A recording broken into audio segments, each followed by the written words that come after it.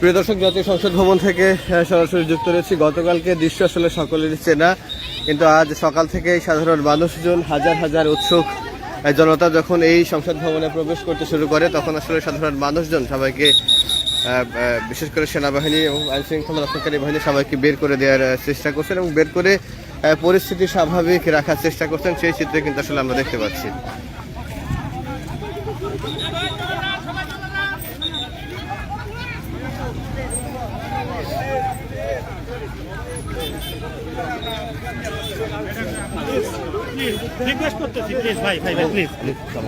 এবং একই সঙ্গে আমরা সকালবেলা দেখেছি যে গতকালকের মতো আমি দেখতেছি তো কথা বলতেছি।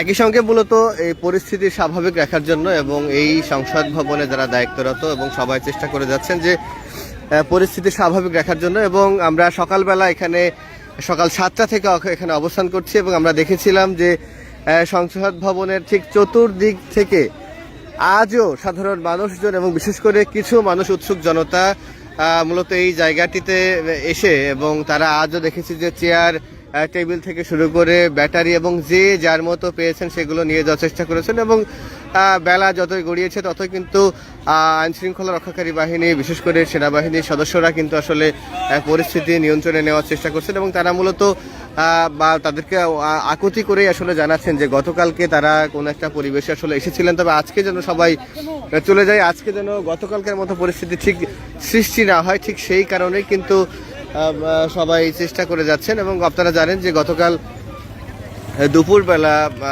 বাংলাদেশের সাবেক প্রধানমন্ত্রী শেখ হাসিনা দেশ ছেড়ে গেছেন এবং যার ফলেই আসলে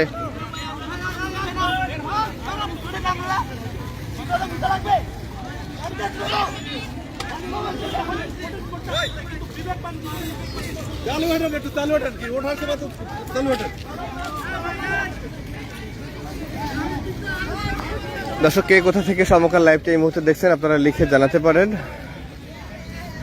জাতীয় সংসদ ভবনে গতকাল ঠিক যে পরিস্থিতি হয়েছিল, আজকে ঠিক সেই পরিস্থিতি যেন না হয়, সেই পরিস্থিতি মোকাবেলায় সকালবেলা ঠিক কয়েক হাজার মানুষ জাতীয় সংসদ ভবনের চারপাশে আসলে সব বয়সী এই জনতা আসলে ঢুকে গিয়েছিল এবং প্রশাসন সর্বোচ্চ চেষ্টা।